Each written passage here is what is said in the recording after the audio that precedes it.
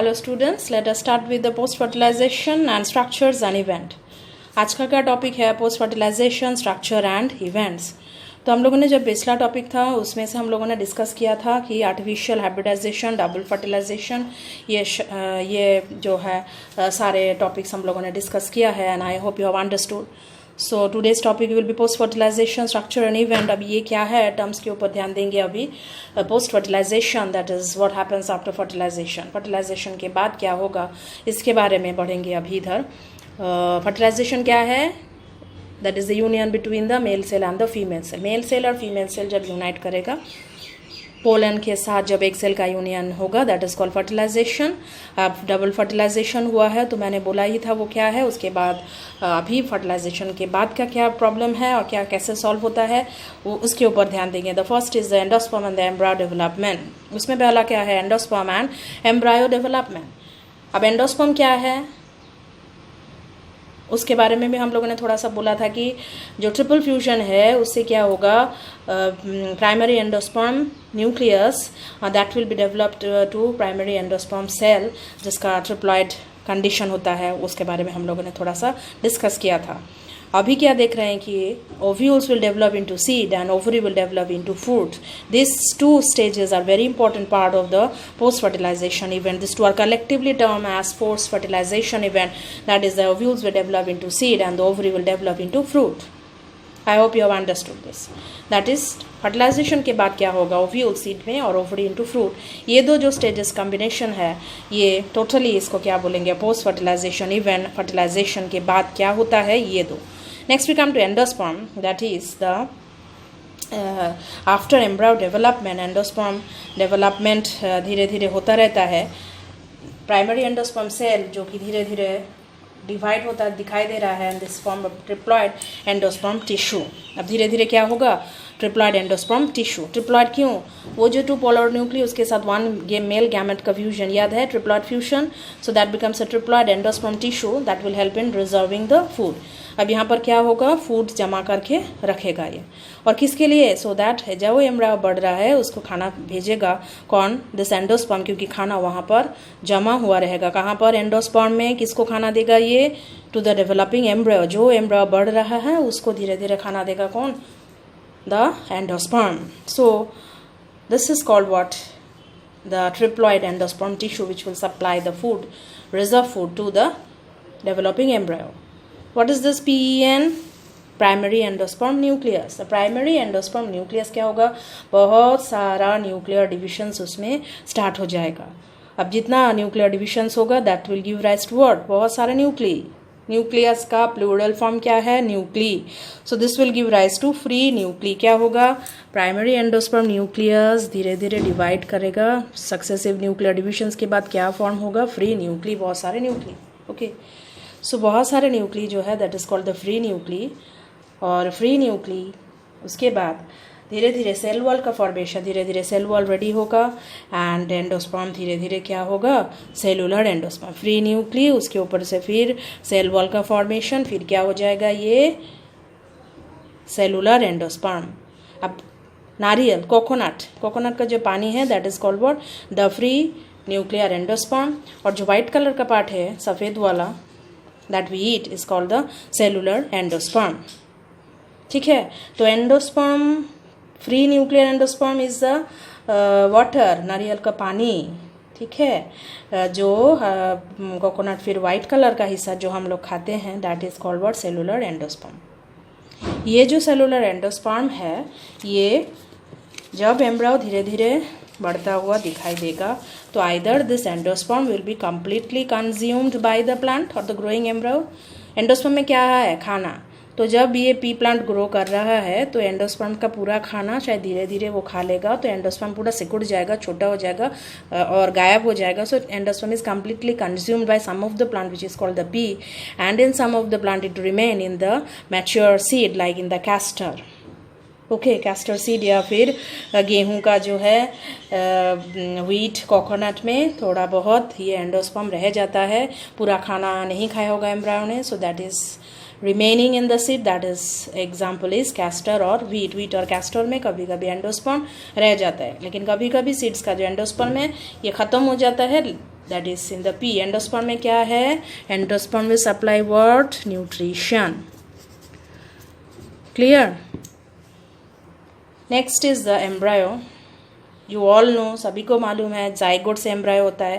पहले जाइगोट क्या होगा? प्रो एम्ब्रायो, मतलब प्राइमरी एम्ब्रायो। उसके बाद धीरे धीरे एक ग्लोब्यूलर, ग्लोब टाइप का globular heart shape mature embryo form होगा। ठीक है, मतलब क्या है? जाइगोट से एम्ब्रायो तक का फॉर्मेशन, और पहला एम्ब्रायो का क्या नाम है? Pro embryo. उसके बाद मैच्योर हो जाएगा, that is like globular heart shaped embryo, globular और हार्ट जैसा मैच्योर एम्ब्रायो। ठीक है, अब ये क्या है प्रोसेस? जाइगोट से एम्ब्रायो तक का। Next is we will highlight in the dicot. क्या होता है डाइकोट में? डाइकोट प्लांट्स में, डाइकोट प्लांट्स याद है, जो प्लांट्स जिसका सीड में 2 कॉटिलेडन्स है। अब कॉटिलेडन्स क्या? जो स्वेलिंग हिस्सा है सेल्स, मतलब सीड का, जैसे कि ग्राम सीड, चना, जिसमें 2 हिस्सा होता है ना, पानी में भिगोने के बाद हम लोग 2 हिस्से में काट सकते हैं उसको, है ना, जो फूला हुआ हिस्सा है जिसको हम खाते हैं, तो that is called what? Cotyledons. So dicot embryo, जो डाइकोट प्लांट होगा उसका एम्ब्रायो में क्या क्या पार्ट्स है, इसको हम लोग देखते हैं। That is the embryonal axis, उसके बाद 2 कॉटिलेडन्स। एम्ब्रायनल एक्सिस होगा जिसके ऊपर एम्ब्रायो खड़ा रहेगा, और 2 कॉटिलेडन्स। ठीक है, अब एम्ब्रायनल एक्सिस जो पार्ट है उसका ऊपर वाला हिस्सा का नाम क्या है? एपिकोटाइल, और कॉटिलेडन्स का नीचे वाला हिस्सा है हाइपोकोटाइल। और वो कहाँ पर दिखाई देगा? That there will be a radicle which then have the root tip, and the root is covered with a root cap. So hypocotyl, cotyledons का नीचे वाला हिस्सा एम्ब्रायनल एक्सिस का, वहाँ पर क्या दिखाई देगा? In the lower end there will be radicle और द रूट टिप। रेडिकल मतलब नीचे का पूरा रूट का पार्ट, हाँ, root tip, and the root is covered by, the root tip is covered by what? नीचे से किससे ढका हुआ होगा? रूट कैप से। ठीक है, ढकना तो पड़ेगा, नहीं तो फिर प्रोटेक्शन नहीं होगा। सो रूट कैप से ढक दिया जाता है।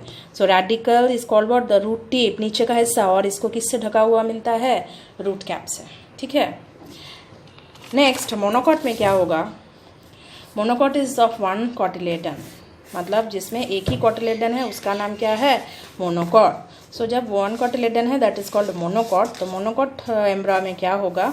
इसमें हम लोग क्या देख सकते हैं कि cotyledon is called what? Scutellum. Cotyledon का नाम क्या है? स्कूटेलम। एंड ये एम्ब्रायनल एक्सिस का थोड़ा साइड में है, और नीचे का तरफ अगर एम्ब्रायनल एक्सिस का देखेंगे तो रेडिकल मिलेगा, एंड द रूट कैप, और उसके ऊपर से एक ढक्कन जैसा कुछ कवरिंग, प्रोटेक्टिव शीट, मतलब कुछ कवर किया हुआ होगा, that is called what? The coleorhiza. ये क्या है? एक शीट है। शीट मतलब कवर, मतलब जो radicle and the root cap है थोड़ा सा कुछ सॉफ्ट पार्ट का होता है, इसीलिए इसको कवर कर देता है कौन? Coleorhiza, which is the sheet, मतलब कवरिंग। ठीक है, अब ऊपर की तरफ जो शूट और स्टेम बन के आएगा ऊपर, that is covered with coleoptile, मतलब शूट का हिस्सा, उसके बाद थोड़ा छोटा छोटा लीव्स जो उसको बाहर से कौन कवर करके रखेगा, that is called the coleoptile. ठीक है, ये दोनों कवरिंग शीट है प्रोटेक्शन के लिए। ओके, सो ये सब हम लोग क्यों मतलब देख रहे हैं? क्योंकि ये that is during the development of the embryo. Embryo जब बड़ा होता है डाइकॉट में और मोनोकॉट में, तब क्या क्या होता है, ये सब यहाँ पर देखा है और इसका पार्ट्स देखा है। ठीक है, next we come to the next part, that is the seed. What is seed? जो बीज होते हैं फलों के, that is called what? Seed, which is the fertilised ovule. अब जब भी फर्टिलाइजेशन हो जाएगा, ovary develops into fruit and ovule develops into seed.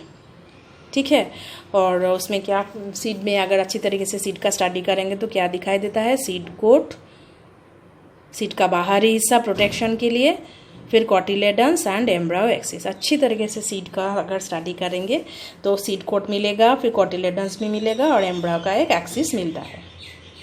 ठीक है, अब कॉटिलेडन्स क्या है? This cotyledons are what? Thick and swollen structures, जो हम लोग खाते हैं। इट कंटेंट्स फूड, जैसे कि बीन्स, जिसका 2 हिस्सा हम लोग खाते हैं, तो that is called what? Cotyledons. ठीक है, और 2 टाइप्स ऑफ सीड्स हैं, non albuminous and albuminous seeds.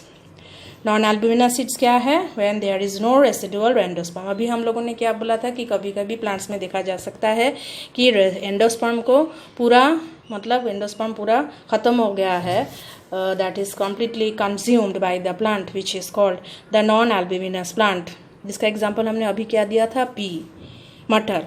So here what happens, the endosperm is completely consumed by the embryo during its development. पूरा खाना खा लिया है, एंडोस्पर्म को पूरा खा लिया है, तो दैट इज़ नॉन एल्ब्यूमिनस और एक्स एल्ब्यूमिनस। एल्ब्यूमिनस में क्या होगा, जो एंडोस्पर्म फॉर्म हुआ है न्यूट्रिशन सप्लाई करने के लिए, उसका थोड़ा बहुत हिस्सा रह जाता है after the maturity. For example in wheat में थोड़ा बहुत हिस्सा रह जाता है एंडोस्पर्म का, क्योंकि पूरा खाना खाया नहीं है एम्ब्रायो ने, तो that is called the albuminous seed. अभी कुछ समय कभी कभी देखा जा सकता है कि जो काली मिर्च है या फिर बीट है उसमें न्यूसेलस रह जाता है। न्यूसेलस याद है, जो कि एम्ब्रायो सैक का कवरिंग था पहले, याद है वो स्ट्रक्चर ओव्यूल सैक का, तो वो एम्ब्रायो सैक में जो अंदर का हिस्सा एम्ब्रायो सैक, उसका कवर मतलब बाहरी हिस्से में क्या था, nucellus to supply the nutrients to the growing embryo. So वो न्यूसेलस जो वो रह जाता है, एंड दिस रेसिडुअल और परसिस्टेंट न्यूसेलस इज कॉल्ड, जो रह जाता है that is called what, perisperm.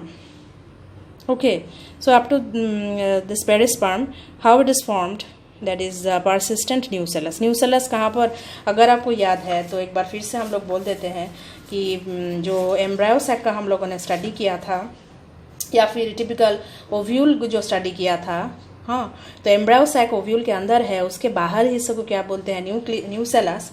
And nucellus का काम क्या था, this will help the embryo to grow and it will give the food supply, यही फंक्शन था। तो ये न्यूसेलस कभी कभी रह जाता है विदाउट एनी डिजेनरेशन, खराब नहीं हो के ये रह जाता है, तो ये क्या फॉर्म होके रहेगा, पेरिस्पर्म। ठीक है, तो today we have discussed up to this. अभी आज के लिए इतना ही डिस्कस किया है। हम लोग धीरे धीरे आगे बढ़ते जाएंगे, आप लोग भी धीरे धीरे आगे बढ़ते जाइए, और हर एक पॉइंट्स को, हर एक वीडियो को अच्छी तरीके से आप लोग समझने का कोशिश कीजिए, because this are very very important. कोई भी लाइन छूटने से प्रॉब्लम हो जाएगा आपका एंट्रेंस के लिए भी, नीट का और बाकी बोर्ड का एग्ज़ाम के लिए भी। हर एक लाइन इंपॉर्टेंट है, हर एक पन्ना, हर एक चैप्टर, किसी का कोई भी हिस्सा नहीं छूटना चाहिए। अच्छी तरीके से पढ़ाई में ध्यान दीजिए विदाउट वेस्टिंग एनी टाइम।